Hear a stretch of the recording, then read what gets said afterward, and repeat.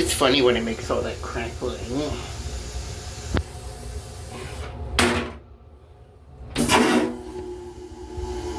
Especially with the lid closed.